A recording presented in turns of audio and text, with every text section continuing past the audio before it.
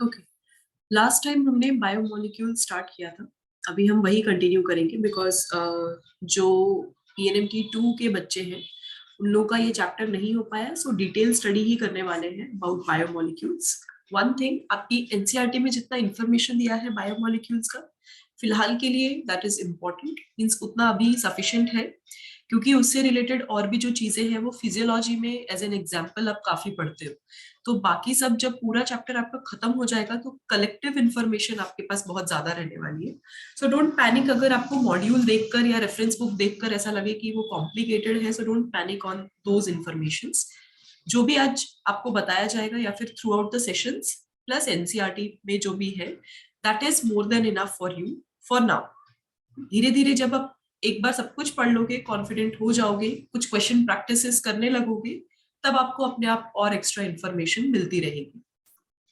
चलो, last time हमने each and every important biomolecules का इंडिविजुअल स्टडी किया with their basic constituent, molecular level पे वो क्या है, उनका बॉन्डिंग कैसे हो रहा है, ये सारी चीजें देखी। अब मैं आपको आज की क्लास में हम थोड़ा सा मैक्रो मॉलिक्यूल्स के बारे में डिस्कस कर लेते हैं, that is bio macro molecules exactly क्या है। अगर लास्ट क्लास का आपको कुछ भी याद है तो हमने एक एक्सपेरिमेंट के बारे में बात किया था कि कैसे अर्लियर स्टेज में मॉलिक्यूल्स को सेपरेट किया जाता है, उनको ग्राइंडिंग करके देन क्लोरोफॉर्म एसिटिक एसिड में मिक्स कर कर उनको फिल्टर कर कर, तो जो एसिड सॉल्युबल है वो कंटेंट आगे चला जाएगा, और जो बचा हुआ पार्ट है जो कि सुपरनेटेंट पार्ट है या फिर पैलेट कह लो, वो जो चीजें बची हैं वो क्या होंगे, वो नॉन फिल्टरिंग पार्ट जो कि एसिड में सॉल्युबलाइज नहीं हुए। तो इस तरीके से जो भी कंटेंट लिविंग ऑर्गेनिज्म या एनी टिश्यू कंटेंट आप लेते हो, उसको ग्राइंड करते हो, एसिटिक एसिड में मिक्स करते हो, तो काइंड ऑफ आप क्या कर रहे हो, आप सेपरेट करने की कोशिश कर रहे हो कि वो मॉलिक्यूल्स में क्या क्या कंस्टिट्यूएंट है, उनको हम सेपरेट कर देते हैं। तो उसी में एक चीज आ जाती है माइक्रोमोलिक्यूल्स एंड मैक्रोमोलिक्यूल्स। अभी इनको डिफाइन कैसे करोगे? डिफाइन करना है इनके मॉलिक्यूलर वेट को लेकर। अगर suppose molecular weight is below 1000 Dalton, everyone knows this unit, molecular weight के लिए जो यूनिट यूज करते हैं। सो मॉलिक्यूलर वेट अगर 1000 से कम है, 1000 Dalton से कम है, वो चीज होती है बायो माइक्रो मॉलिक्यूल्स। अगर वो चीज 1000 Dalton से ज्यादा है तो वो चीज होगी macromolecule. So this is your defining unit with molecular weight. आप इस तरीके से डिफाइन कर लोगे। अब डिफाइन तो कर लिया, बट जब ये एक्सपेरिमेंट किया तो इसमें एक चीज होती है, जो मैक्रोमोलिक्यूल्स है उनमें कुछ इंपॉर्टेंट पार्ट्स आ जाते हैं, जैसे कि सारे इनसॉल्युबल पार्ट। डायरेक्टली हमने बोल दिया इनसॉल्युबल पार्ट जो है वो मैक्रोमोलिक्यूल है। इनसॉल्युबल पार्ट में अगर मैक्रोमोलिक्यूल था तो उसमें मेन कंस्टिट्यूएंट है protein, then polysaccharides, nucleic acid. But इनके में इनसॉल्युबल पार्ट में एक और इंपॉर्टेंट मॉलिक्यूल आ जाता है विच इज लिपिड। लिपिड की जो कैटेगरी है, अगर मैं मॉलिक्यूलर वेट वाइज बोलूं, ये माइक्रो मॉलिक्यूल के अंदर आता है, बट स्टिल वो सॉल्युबलाइज क्यों नहीं हुआ, वो एसिड में सॉल्युबल होकर लिक्विड फॉर्म में बाहर एज अ फिल्टरेट क्यों नहीं गया? वो इसलिए नहीं जाता क्योंकि जब लिपिड का हम क्रशिंग एंड ग्राइंडिंग करते हैं, वाइल क्रशिंग और मे बी ग्राइंडिंग, जब टिश्यू को आप ब्रेक कर रहे हो तो साथ ही साथ सेल मेम्ब्रेन जो कि मेन लिपिड कंटेंट से बना हुआ है या फिर अदर लिपिड फॉर्म्स, इनका वेसिकल फॉर्मेशन शुरू हो जाता है। They prepare vesicle like structure, यानी लॉन्ग फिलामेंटस फाइब्रस स्ट्रक्चर्स आपको मिलेंगे। तो ये जो स्ट्रक्चर्स होते हैं, इनका लो मॉलिक्यूलर वेट होने के बावजूद इनका अलाइनमेंट इस तरीके से हुआ है कि पर्टिकुलर फिल्टरिंग के टाइम पे वो क्या जितने भी रेस्ट ऑफ द मैक्रोमोलिक्यूल्स है वो उनके साथ रह जाते हैं। बस यही लिपिड का एक्सेप्शन है कि वो बीइंग माइक्रोमोलिक्यूल फिल्टर से पास नहीं होता है, क्योंकि उसका स्ट्रक्चर उस तरीके से डिफाइंड है, वेसिकल फॉर्म में उसका स्ट्रक्चर होता है। नाउ अब ये जो मैक्रोमोलिक्यूल्स है, इनका वन बाय वन आपको डिटेल स्टडी करना है कि एग्जैक्टली इनके वेरिएशंस क्या क्या है, किस तरीके से ये सारी चीजें बनी है, कौन कौन से इंपॉर्टेंट बॉन्ड्स और मे बी अगर कोई टाइप्स होंगे तो वो क्या क्या प्रेजेंट है। पहली शुरुआत हम करते हैं प्रोटीन से कि एग्जैक्टली प्रोटीन क्या है। सबसे पहले जो मोस्ट कॉमन डेफिनेशन आप सबको प्रोटीन का पता है, that is it is a linear chain of amino acid. Linear chain है अमाइनो एसिड का। अब दो अमाइनो एसिड को आपस में जोड़ने के लिए कोई बॉन्ड चाहिए, तो उस बॉन्ड का नाम हमने क्या दिया है, पेप्टाइड बॉन्ड।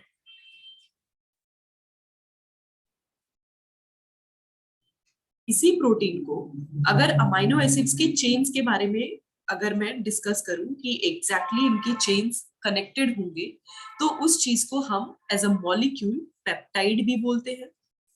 डाइपेप्टाइड, मोनोपेप्टाइड, पॉलीपेप्टाइड, उस फॉर्म में जब तक कि उसका नॉमेनक्लेचर नहीं हो पाता, उसका फंक्शन डिफाइन हो गया तो वो चीज प्रोटीन बन जाएगी।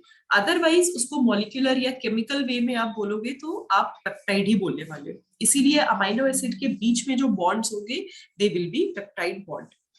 अगर हम लिविंग ऑर्गेनिजम्स के बॉडी के बारे में डिस्कस करें, so total 20 type of amino acids present होते हैं। इस 20 टाइप ऑफ अमाइनो एसिड्स में दो टाइप मींस दो कैटेगराइजेशन हो जाता है। First is essential and another one is non essential. अभी इनमें डिफरेंस क्या है? एसेंशियल वो अमाइनो एसिड्स है जो हमारी बॉडी मैन्युफैक्चर नहीं करती है, हमें थ्रू डाइट इसको कंज्यूम करना पड़ता है। So you are getting it through diet. और अगर वो डाइटरी सब्सटेंस या डाइटरी प्रोटीन्स आप नहीं ले रहे तो ये इंपॉर्टेंट एसेंशियल अमाइनो एसिड्स आपको नहीं मिल पाएंगे। एंड नॉन एसेंशियल जिसका सिंथेसिस हमारे बॉडी में हो रहा है, जो हमारा रॉ अमाइनो एसिड्स बन रहे हैं उनके सेवरल कॉम्बिनेशंस या फिर उनके स्ट्रक्चरल फॉर्म ऑलरेडी हमारी बॉडी बनाती है। दैट्स व्हाई ये 20 अमाइनो एसिड्स को एसेंशियल एंड नॉन एसेंशियल में डिफाइन किया। थोड़ी देर के बाद मैं आपको वो एसेंशियल नॉन एसेंशियल की लिस्ट भी शो करती हूँ। अब अमाइनो एसिड्स, इनका लिंकेज एंड उनसे प्रोटीन फॉर्मेशन, ये बातें तो पता चल गई। Rest is related to their function कि इंपॉर्टेंट फंक्शन क्या क्या है, क्यों प्रोटीन इतना ज्यादा इंपॉर्टेंट है और इसके ऊपर स्टडी इतनी मींस इतनी मायने रखती है, ऐसा क्यों है। सबसे पहली चीज जो आपका मेन स्ट्रक्चरल फ्रेमवर्क है किसी भी लिविंग ऑर्गेनिजम्स का, चाहे सेलुलर टिश्यू लेवल पे हो, ऑर्गन लेवल पे हो, जो स्ट्रक्चरल फ्रेमवर्क है that is done by nothing but the protein. तो यहाँ पे इसका इंपॉर्टेंस। दूसरा, अगर सेल के थ्रू कोई भी ट्रांसपोर्टेशन करवाना हो, cell membrane, across the cell membrane अगर कोई भी ट्रांसपोर्टेशन कराना हो, वहां पे प्रोटीन का इन्वॉल्वमेंट है, क्योंकि वो क्या बन जाते हैं, कैरियर बन जाते हैं। हमने बहुत सारे एग्जांपल्स देख लिए कैरियर प्रोटीन्स के, क्विनॉन देख लिया, देन Hello, teacher. सॉरी Please admit Shrishti. Srishti, okay. Students, I already wait for very long time, so I will request everyone कि सब लोग टाइम पे प्लीज एंटर कर लो, उसके बाद मैं मीटिंग हमेशा लॉक कर। Okay, tell Srishti to join again.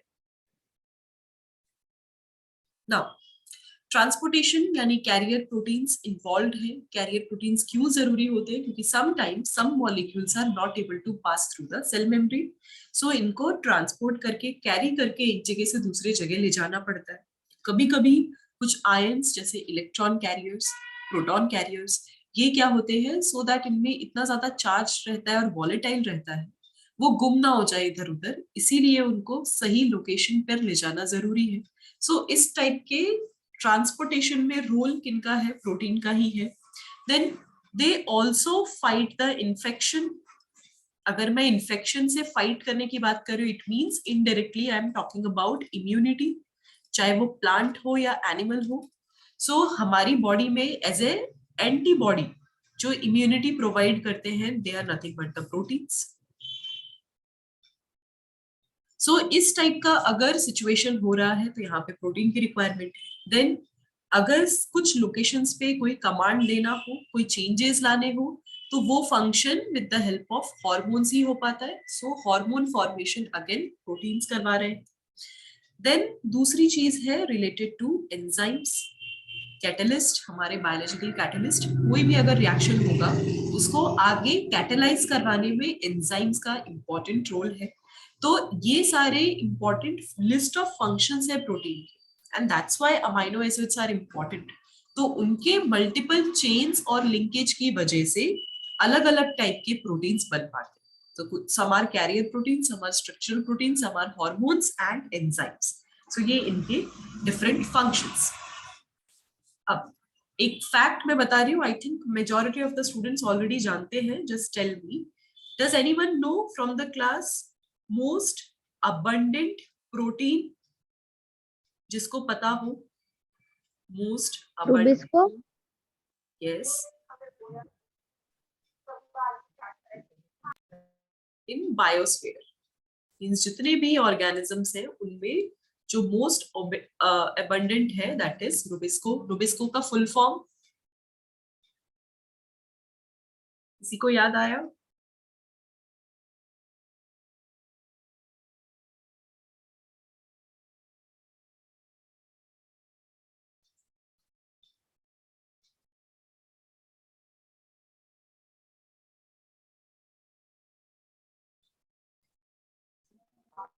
Ribulose biphosphate.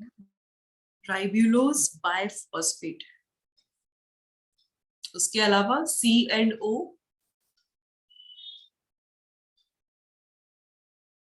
Carboxylase. Sorry, carboxy Carboxylase.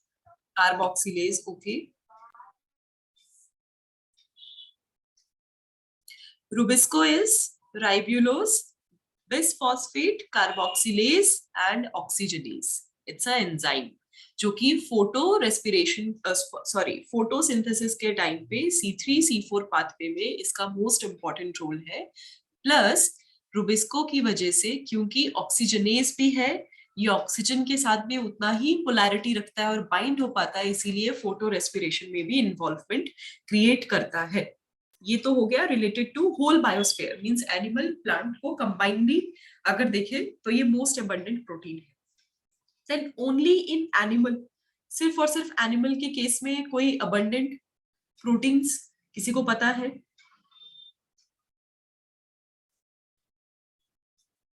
Okay, Mayank is saying collagen. Very good. So these two proteins are important. इनका नाम, इनका अबंडेंस है, ये चीज एटलीस्ट आप लोगों को याद रखना जरूरी है. नाउ अब ये तो प्रोटीन का अमाइनो एसिड, इनका फंक्शन, कुछ फैक्ट्स हमने देख ली. अब ये अमाइनो एसिड्स एक दूसरे से जुड़ते कैसे हैं? There is a terminology known as heteropolymers.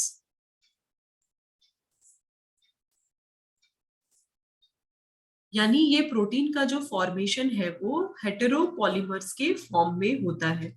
Hetero means different, polymers यानी मल्टीपल यूनिट्स जो एक साथ असेंबल है उनको बोलेंगे पॉलीमर्स. तो अब हेटेरोपॉलीमर्स यानी multiple type of amino acids एक दूसरे के साथ कंबाइन होते हैं तो एक स्पेसिफिक प्रोटीन बना पाते हैं. तो होमोपॉलीमर्स का मीनिंग क्या हुआ कि एक अमाइनो एसिड है, एग्जांपल ले लो lysine. Lysine is a type of amino acid और लाइसिन के n number of chain present है, उसको बोलेंगे होमोपॉलीमर्स. बट एक्चुअली प्रोटीन्स जो होते हैं दे आर हेटेरोपॉलीमर्स यानी different kind of amino acid specific bond कर कर एक स्पेसिफिक प्रोटीन्स बनाते. That is one of the important part. ये आप लोगों को ध्यान में रखना है. इतनी बात समझ में आई सबको? Any doubt? No, ma'am. Okay, shall I ma'am change? Please add ma'am. Sorry, किनको? बच्चे मुझे वेटिंग लिस्ट में कोई नहीं दिख रहा. मैंने रुचिर को ऐड कर लिया है, नम्रता मुझे दिख नहीं रही है. जो भी बच्चे हैं उनको बोल दो, मैं 5 मिनट्स के लिए ओपन रख रही हूँ विंडो. सबको जो भी ऐड करने की कोशिश कर रहे हैं उनको बोल दो आप ज्वाइन करें फिर से. रुचिर एडेड है, नम्रता मुझे नहीं दिख रही.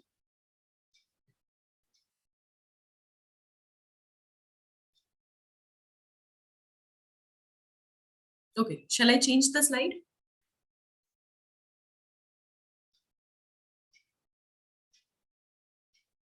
Yes, ma'am.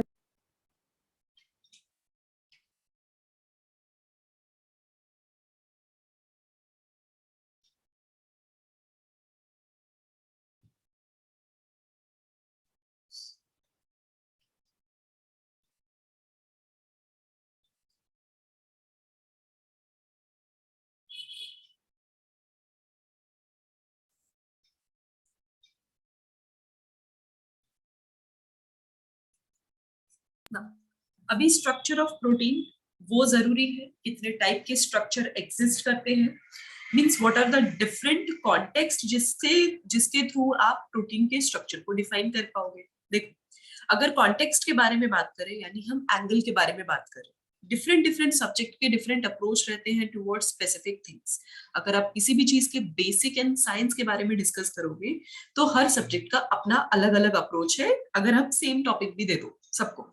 तो वो कैसे है, एग्जाम्पल अगर मैं दे दूं, जो डिफरेंट कॉन्टेक्स्ट के बारे में बात कर रही हूँ, अगर आप इनऑर्गेनिक केमिस्ट्री के फॉर्म में कोई भी चीज देख रहे हो, अगर इनऑर्गेनिक केमिस्ट्री का एंगल रखा है और किसी भी पर्टिकुलर मॉलिक्यूल या कंपाउंड का स्ट्रक्चर देख रहे हैं, तो हम हमेशा क्या देखते हैं, हम उसका मॉलिक्यूलर फॉर्मूला देखते हैं। क्यों मॉलिक्यूलर फॉर्मूला देखना है? क्योंकि आपको बस ये समझना है एलिमेंटल लेवल पे कितने एटम्स इन्वॉल्व हो रहे हैं किसी भी मॉलिक्यूल। जैसे एग्जाम्पल H2SO4 है, तो इस पूरे सिचुएशन में आपने क्या देखा कि आपको बस ये समझना है कि कितने एलिमेंट्स इन्वॉल्व हैं और हर एलिमेंट का कितना एटम इन्वॉल्व है। That is the inorganic way of understanding certain molecule. अगर इसका मैं ऑर्गेनिक केमिस्ट्री के पर्सपेक्टिव से अगर मैं देखूं, तब आप क्या करोगे, आप हमेशा 2D डायग्राम से एक स्ट्रक्चर डिफाइन करने की कोशिश करते हो। आप 2D व्यू रखते हो। 2D व्यू यानी एग्जाम्पल जो मुझे आता है, मोस्ट कॉमन एग्जाम्पल बेंजीन का एग्जाम्पल अगर मैं देखूं, हेक्सागन है and alternate double bond. Am I right? This is the right formula for benzene. Yes. हाँ, तो अभी इस सिचुएशन में क्या हुआ, यहाँ पे आपने 2D व्यू से ये रिप्रेजेंट करने की कोशिश की कि पर्टिकुलर हाइड्रोकार्बन जो है उसमें फंक्शनल ग्रुप क्या है और उनकी बॉन्डिंग किस तरीके से। ये एक 2D रिप्रेजेंटेशन है किसी भी चीज का। अगर आप फिजिक्स का एंगल लोगे कहीं भी, तो आप क्या इमेजिन करोगे, आप हमेशा उसका 3D व्यू इमेजिन करने की कोशिश करोगे कि ऑल डिमेंशंस या सारे प्लेन्स को कंसिडर करके वो मॉलिक्यूल दिखेगा कैसा, उसका ओरिएंटेशन कैसा होगा। So you will understand the orientation. But अब अगर आपको बायोलॉजिकल अप्रोच रखना पड़ेगा, यस,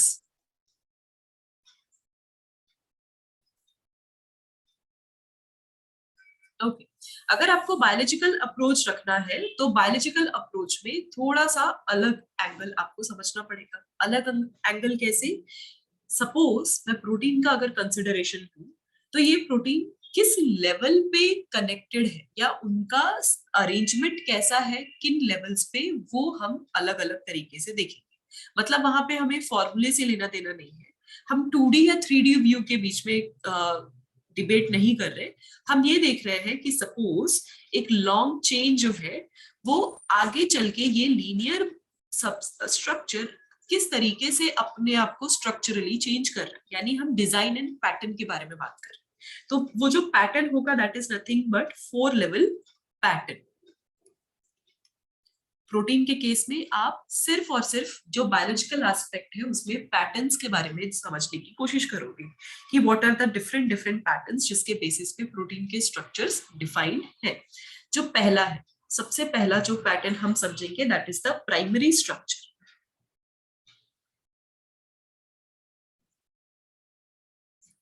प्राइमरी स्ट्रक्चर यानी द मोस्ट बेसिक स्ट्रक्चर, जो शायद हर प्रोटीन का स्ट्रक्चर वैसा हो सकता है। It is nothing but positional information. Primary structure में पोजिशनल इंफॉर्मेशन दिया, क्योंकि ये अमाइनो एसिड से बने हैं, so positional information of amino acid. अब इस अमाइनो एसिड में एग्जैक्टली आप अमाइनो एसिड सीक्वेंस को समझने की कोशिश करें कि वो सीक्वेंस क्या है। जैसे first amino acid, second amino acid, वो एग्जैक्टली क्या है, ये बात आप समझने की कोशिश कर रहे हो। अब जो इनका सीक्वेंस होगा ये एक लीनियर एंगल होगा। लीनियर एंगल में अगर इसको रीड करोगे तो आप क्या देखोगे, लेफ्ट टू राइट रीड करने की कोशिश करोगे। जो लेफ्ट पार्ट है, जो एक्सट्रीम लेफ्ट पोर्शन है, यानी फर्स्ट अमाइनो एसिड, जिसको हम एन टर्मिनल बोलते हैं, एंड जो राइट पार्ट है that is the last amino acid, इसको आप बोलोगे सी टर्मिनल। यहाँ पे अमाइन ग्रुप का एन काउंट करोगे और यहाँ पे जो हाइड्रोकार्बन का सी चेन होगा आप उसको काउंट करोगे, that's why N terminal and C terminal. So this is the linear pattern जहां पे first and last amino acid का पोजीशन जज किया हमने और उनका सीक्वेंस देखा। This is the primary structure. Primary structure के बाद next is about the secondary structure. I will come back to the slide, just let me finish this one. Next is about the secondary structure. अब secondary structure में थोड़ा सा change होगा, वो चीज linear नहीं रहेगी, उसकी फोल्डिंग होती रहेगी, यानी जो लीनियर थ्रेड है वो आगे चल के शायद फोल्ड हो जाएगा। फोल्ड होगा दो टाइप के पैटर्न में। पहला पैटर्न है हेलिकल स्ट्रक्चर, यानी अल्फा हेलिक्स भी आप बोल सकते हो, हेलिकल स्ट्रक्चर वाइज उसका फोल्डिंग हो रहा है। और दूसरा, अगर वो हेलिकल लेवल पे फोल्ड नहीं हो पा रहा तो वो इस तरीके से फोल्ड होते हैं कि ऐसा दिखता है कि वो प्लेट्स बने हुए, they are the sheet like structure और प्लेट लाइक स्ट्रक्चर। तो ये जो दो टाइप के स्ट्रक्चर्स होंगे, यानी सीक्वेंस में एक सीक्वेंस चल रहा था लीनियर स्ट्रक्चर, इनमें अब फोल्डिंग दिखने लग गई। और अगर वैसा नहीं दिखा तो एक अगर सीक्वेंस चल रहा है तो इनमें प्लेट लाइक फॉर्मेशन स्टार्ट हो गया। तो अगर इस टाइप का स्ट्रक्चर बन रहा है तो इसको हम बोलेंगे सेकेंडरी स्ट्रक्चर। दो टाइप, यानी इस अल्फा हेलिक्स को आप अल्फा हेलिक्स भी बोल सकते हो और प्लेट को आप बीटा प्लेटेड शीट भी बोल सकते हो। Because amino acids long chain बना रहे हैं, प्रोटीन एक लॉन्ग चेन स्ट्रक्चर है, तो वो लॉन्ग चेन शायद एक दूसरे में कभी कभी उलझ भी जाते होंगे, वो उस तरीके से एक दूसरे के साथ प्रेजेंट रहते होंगे। सो दैट्स व्हाई यहाँ पे केमिकल बॉन्डिंग के बारे में बात नहीं हो रही, वो चेन ऑलरेडी स्टेब्लिश्ड है, वो चेन किस तरीके से प्रेजेंट हो सकता है इन द बॉडी उसके बारे में बात होगी। देन थर्ड एस्पेक्ट, अब primary secondary, the third part is the tertiary structure. Tertiary structure में एग्जैक्टली क्या हो रहा है, अब ये टर्शियरी है यानी एक और फोल्डिंग भी हो सकती है। सो जो लीनियर थ्रेड है वो मे बी इस तरीके से फोल्डेड है कि it appearing like a woollen ball. तो जो वुलन बॉल है ऐसा लगेगा कि बहुत सारे थ्रेड्स हैं और थ्रेड्स एक दूसरे के साथ उन्होंने एक राउंड या स्फेरिकल स्ट्रक्चर बनाया है। सो लॉन्ग प्रोटीन चेन्स ने खुद को अपने साथ क्या किया, उस तरीके से फोल्ड किया। कहीं ना कहीं ये जो वुलन बॉल आपको दिखेगा, बॉल लाइक स्ट्रक्चर, ये 3D एस्पेक्ट आपको देगा। इसको देखोगे तो आप 3D व्यू देख पाओगे। तो अगर कभी भी फ्यूचर में स्ट्रक्चरल प्रोटीन के बारे में पढ़ो इन हायर स्टैंडर्ड्स, कभी भी स्ट्रक्चरल प्रोटीन के बारे में अगर आप पढ़ोगे तो वहां पे हमेशा टर्शियरी स्ट्रक्चर्स का ही आपको अंदाजा रखना पड़ता है, क्योंकि वो टर्शियरी स्ट्रक्चर्स चेंज होंगे, उनका अलाइनमेंट चेंज होगा, तो उसी के हिसाब से स्पेसिफिक प्रोटीन, हेंस उस सेल का स्ट्रक्चर या टिश्यू का स्ट्रक्चर भी चेंज हो जाता है। Then the fourth part, the last part and fourth angle is the quaternary structure.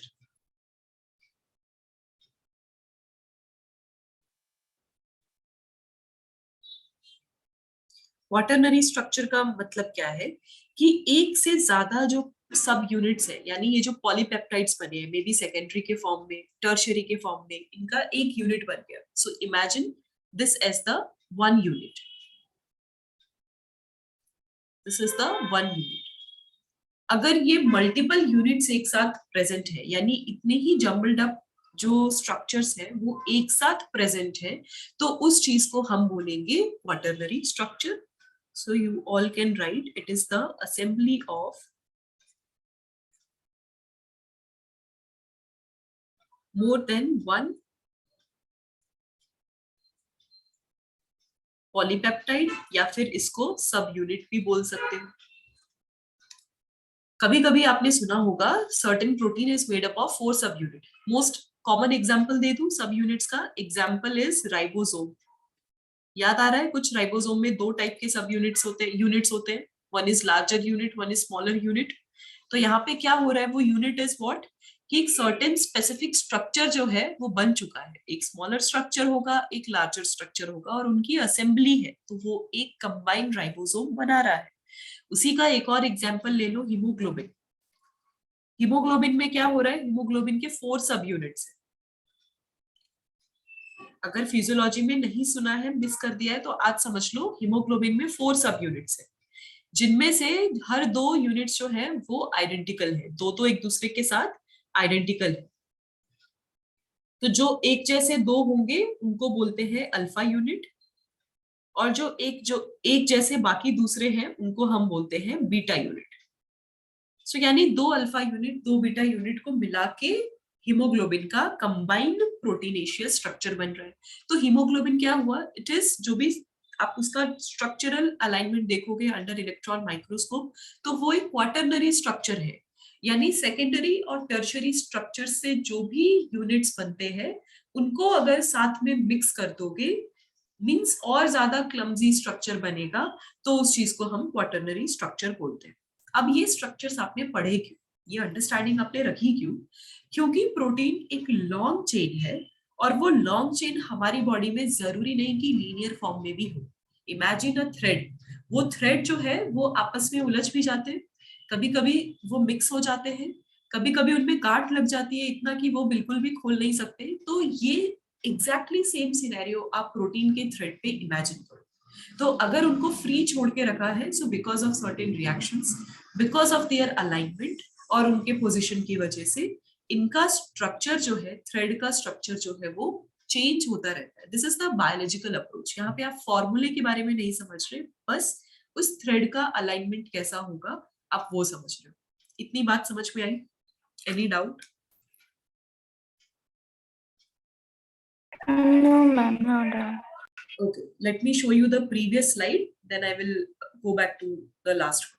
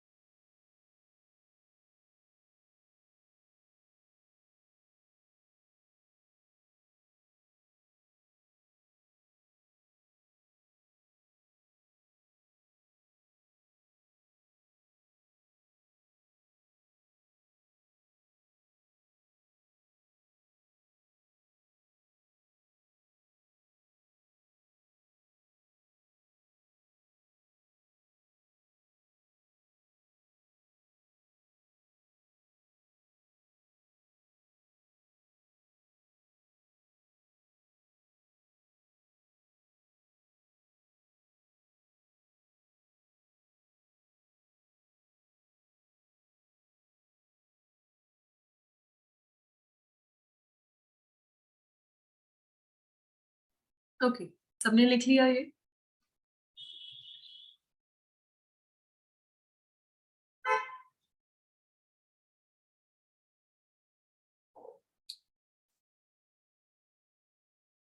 Is it done?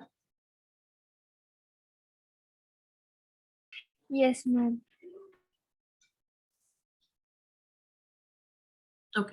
So after protein जो एक और इनसॉल्युबल पैलेट बच गया था हमारे पास, that was carbohydrate. So next जो आप पढ़ोगे about carbohydrate as a macromolecule. अभी आप सिर्फ और सिर्फ मैक्रोमोलिक्यूल के ही डिटेल स्टडी कर रहे हो. ये कार्बोहाइड्रेट जो है इसका दूसरा नाम आप पॉलीसेकेराइड भी बोल सकते हो. They are made up of monosaccharide. तो मोनोसेकेराइड्स का बहुत सारा अरेंजमेंट जो होगा पॉलीसेकेराइड. अगर आप नेमिंग के टेक्निकलिटी में जाना ही चाहते हो, सो 3 टाइप के प्रोनाउंसिएशंस मींस 3 टाइप के सेकेराइड्स आप कैटेगराइज करोगे. First is monosaccharide, then disaccharide, then one more is oligosaccharide. जहां पे स्पेसिफिक नंबर कितना यूनिट प्रेजेंट है, कितने सेकेराइड मॉलिक्यूल्स प्रेजेंट है उसके ऊपर होता है. Monosaccharide means single, only one. Di means 2. Oligo means 3 to 10 के बीच में जो भी काउंट होता है उस चीज को ऑलिगोसेकेराइड बोलते हैं. एंड देन मोर देन 10 फिर पॉलीसेकेराइड आ जाता है. आप लोगों का होमवर्क, नाउ योर होमवर्क, इसी सिचुएशन पे को लेकर everyone find out the examples of all these saccharides कि monosaccharide, di, oligo and polysaccharides के अंदर क्या क्या चीजें लाया करती हैं. कौन कौन सी चीज कंसिडर कर सकते हो. इफ यू हैव मतलब अगर करंटली आपके दिमाग में एग्जाम्पल है, currently you also can tell me. Otherwise if not, then आप लोगों का ये होमवर्क 4 एग्जाम्पल, 4 वर्ड्स आपको याद रखने हैं, बस इतना. नाउ अभी कार्बोहाइड्रेट एग्जैक्टली क्या है. They are the nothing but the polysaccharide molecules. And polysaccharides की टेक्निकलिटी में जाऊं तो polysaccharides long chains of sugar. अगर इनको सिंप्लीफाई करना हो साइंटिफिक से सिंपल टर्म में अगर लेकर आओगे, they are the long chains of sugar molecule. तो अगर शुगर को मैं बहुत सारा एडजेसेंट अलाइनमेंट के साथ मैं उनको लॉन्ग चेन बना दूं, दे विल बी पॉलीसेकेराइड. अब इनके पॉलीसेकेराइड फॉर्म में कुछ एग्जाम्पल्स की स्टडी कर लेते हैं कि कुछ एग्जाम्पल्स है क्या. पॉलीसेकेराइड का एग्जाम्पल तो अभी आपको मैंने दे दिया. The very first example is cellulose. Cellulose कहाँ पे पाए जाते हैं, in which organisms, which cell. Plant cell. Plant cell में सेल्यूलोज पाए जाते हैं. And they are what, they are the homopolymer of glucose. Homo means एक जैसे, यानी ग्लूकोज की ही n number of molecules present है, तो उस चीज को हम सेल्यूलोज कह रहे हैं. ये एक एग्जांपल हो गया. अगर मैं प्लांट और एनिमल के केस में स्टोरिंग के लिए देखूं, इवन दो सेल्यूलोज एक लॉन्ग चेन है, बट स्टिल स्टोरेज के लिए प्लांट एंड एनिमल दोनों ही डिफरेंट अप्रोच रखते हैं. प्लांट के केस में स्टोरेज किनके फॉर्म में होता है, स्टार्च के फॉर्म में होना शुरू हो जाएगा. वही एनिमल के केस में वो चीज बन जाएगी ग्लाइकोजन. अब स्टार्च एंड ग्लाइकोजन बेसिकली क्या है, ये एनर्जी स्टोर करते हैं. यानी इनके पास जो बॉन्ड्स हैं उस बॉन्ड के अंदर एनर्जी स्टोर होता है in starch and glycogen. And वही एनिमल या plant time to time use करते हैं. अच्छा एक चीज students, before I forget, this meeting will stop automatically. तो आपको क्या करना है, दूसरे लिंक पे जैसे जिस मोमेंट ये बंद हो जाएगा उस मोमेंट आपको दूसरे लिंक को ज्वाइन करना है. ओके नाउ अब एग्जैक्टली ये जो पॉलीमर्स है इनका अलाइनमेंट होगा कैसे. They also have linear thread, but इसमें एडवांस चीज होती है कि दे हैव ब्रांचेस. पहली चीज ये तो, यानी इनके थ्रेड में उसके अलावा अटैच्ड ब्रांचेस प्रेजेंट है. मैं डायग्रामेटिकली भी आपको बुक